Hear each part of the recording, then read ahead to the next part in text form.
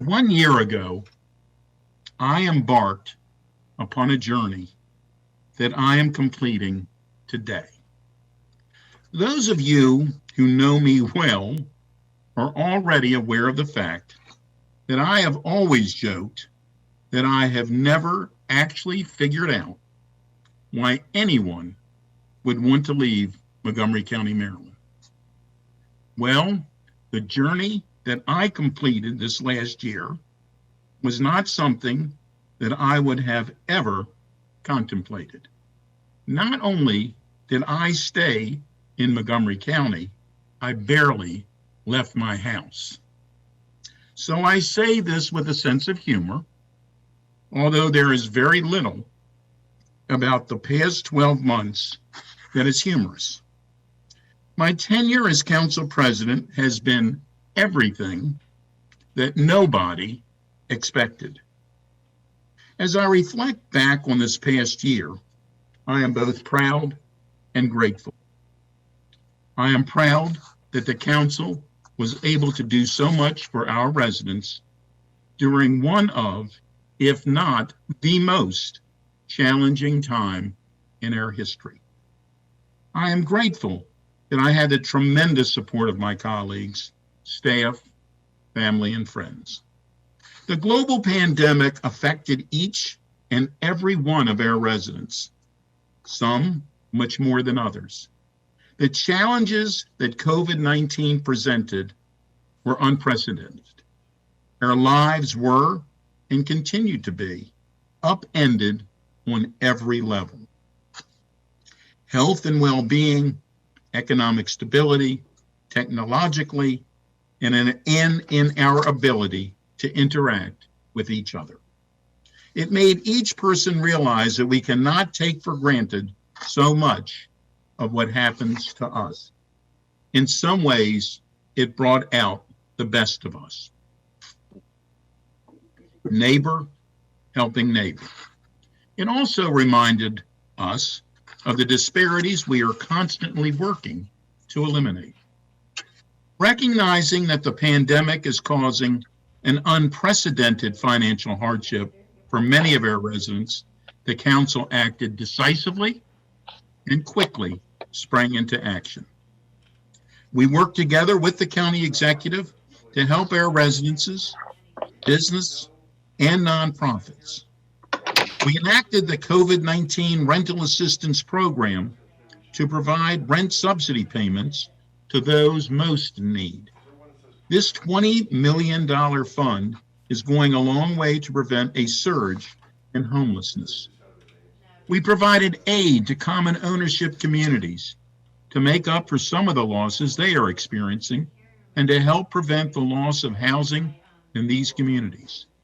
The Public Health Grant, Emergency Grant, the FEG grant, provided a big boost to small businesses, including restaurants and retail. This $25 million grant program was key in our immediate response to the urgent need to maintain the economic viability of the businesses in our county. The grant assistance to help businesses and nonprofits with the cost incurred due to the need to telework was extraordinarily helpful in their ability to continue to keep the lights on. Councilmember Friedson spearheaded this effort with coordination from the Montgomery County Economic Development Corporation. We allocated $350,000 for the purchase and manufacturing of personal protective gear. The $3 million special appropriation to support the needs of medical and dental practices was imperative so that they can continue to contribute to the healing of our community. We were able to assist the business and nonprofit sectors once again with the $14 million Reopen Montgomery Business Assistance Program.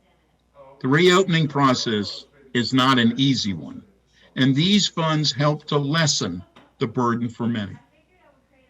In September, we appropriated $7.7 million to help families pay for school-age childcare during distance learning, as well as to providers many of whom had lost 100% of their income for many months. This was a real boost to families as they navigate virtual learning. We did all of this while painstakingly passing a same service budget. This was not an easy task, and one that we did not take lightly.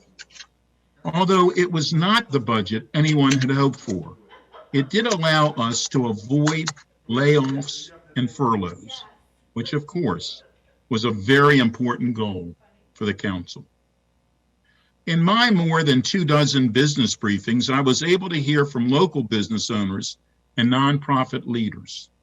This forum provided a platform for everyone tuning in to hear about the struggles and triumphs of this segment of our economy. Learning about the positivity and creativity of local businesses and nonprofits was a true highlight of the past year. I felt it was important to look at how the pandemic has impacted the changing dynamics of our economy. And it was with this in mind that I brought together county leaders to form a task force to take a good look at these issues. This task force, chaired by Senator Nancy King, has provided me with recommendations as to how we can best help businesses maintain continuity during these uncertain times. They looked at topics such as access to resources, access to capital, innovative ways for entrepreneurs to revamp and retrain, with a particular focus on life sciences. I look forward to sharing these findings with you all so that we can implement the recommendations where necessary so that our county is well positioned to emerge from this crisis stronger and better. Council Vice President Hucker worked with the many stakeholders to set up Street Dine in Silver Spring. This outdoor seating arrangement, taking place on closed streets, allows customers to more easily and safely patronize our restaurants. A win-win for all. I have always been a person who seeks to solve problems by gathering everyone around the table or the Zoom camera to talk through an issue until a resolution is identified. I did just that with a divergence of opinions arose between the competitive swim community and the county public health officials about the COVID-19 lap lane policy. Everyone listened and learned, and a solution quickly followed. Although the coronavirus was and still is the focal point of 2020, it is important to bring attention to some of the other very important arenas in which the council has taken action. I am pleased that the council was able to establish the local business preference program. As a former small business owner, I know how important it is to keep local businesses here. This legislation is another tool in the toolbox to do just that. In February, council members Friedson and Albernaz and I hosted a faith-based town hall to facilitate a discussion about security for our faith communities. It was both well-attended and productive. And although both the racial and economic disparities we must address became even clearer, we did not let this hinder our efforts. In fact, we acted strategically to assist those with the greatest needs. The $3.3 million to implement the African American Health Program provides a targeted response to the disparate impact on the coronavirus on our African American and Black residents. I thank Council Members Rice and Jawando for their efforts to bring this to fruition. The funding which established Por Nuestra Salud y Bienestar for our health and well-being is providing wraparound services, including COVID-19 testing, targeted to our Latino residents.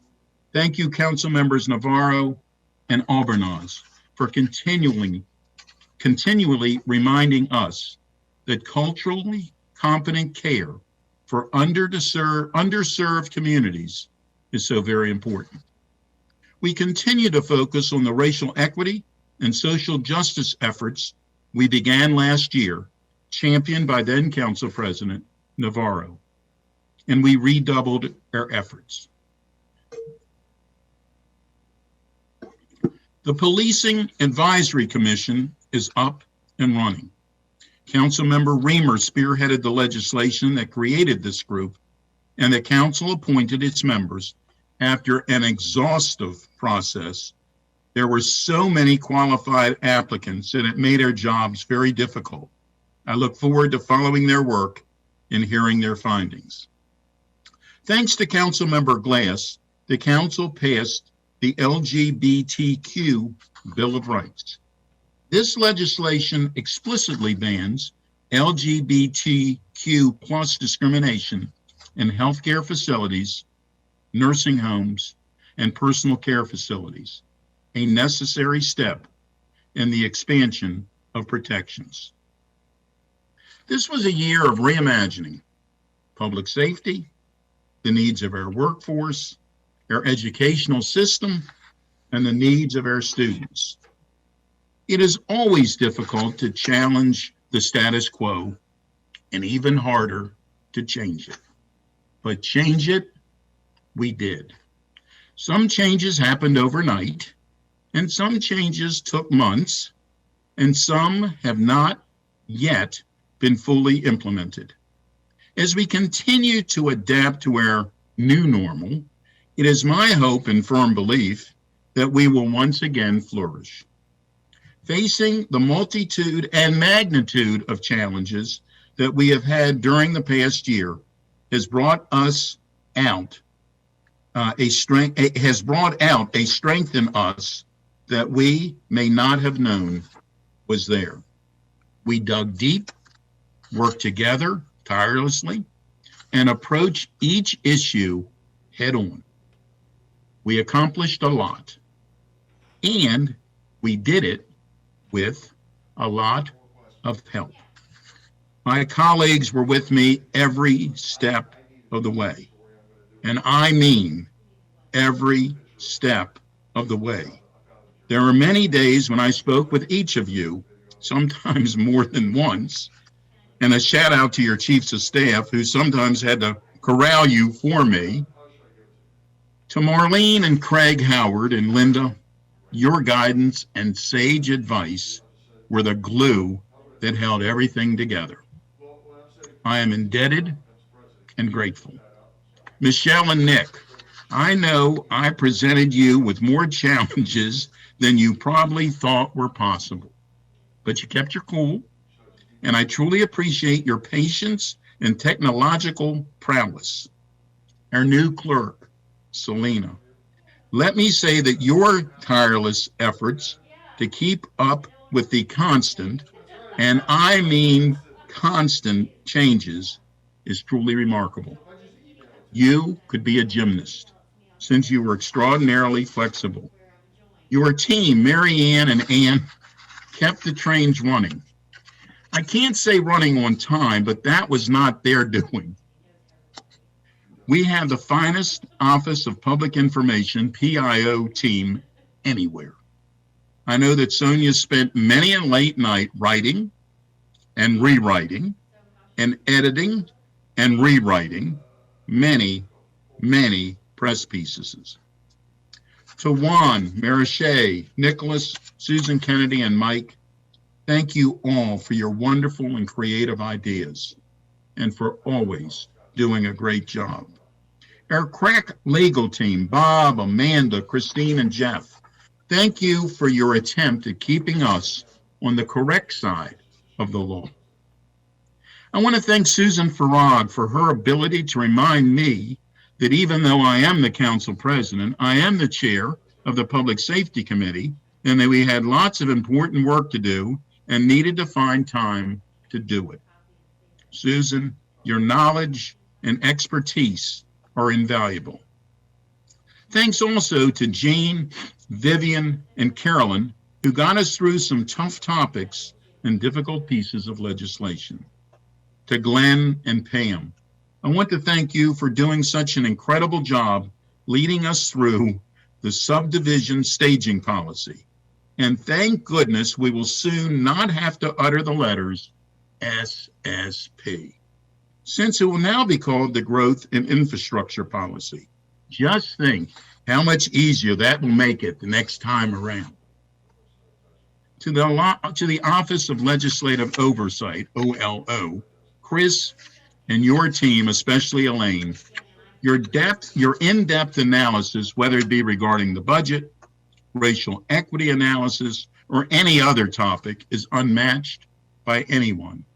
To the Legislative Information Services, the LIS team, led by Sandra, I am still amazed at the quantity of correspondence that we get. And by we, I mean you. Thank you for your diligence. And special thanks to Delphine for her work on the public hearings and to Jill for taking on the responsibility.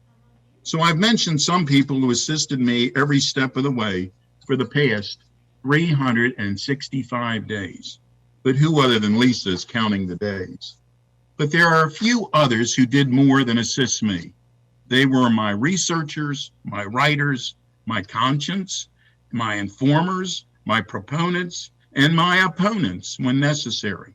I'm talking about my staff, Mary, Laurie, Carmen, Kevin, Sam, and Andrew, and especially my chief of staff, Lisa, who works 24/7 only because it is impossible for her to work 25/8. I cannot thank her enough for all of her guidance and assistance.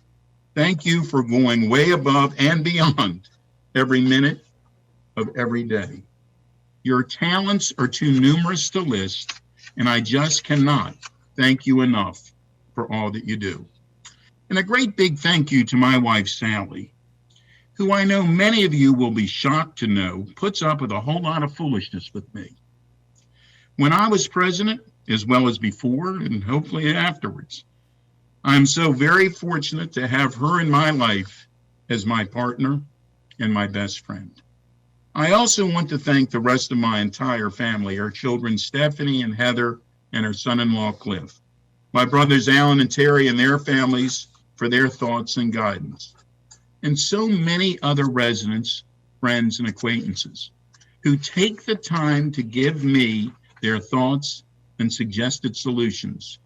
You have heard me say many times that I believe a community is a family, that we are a community of people helping people, and we are a council of people serving people.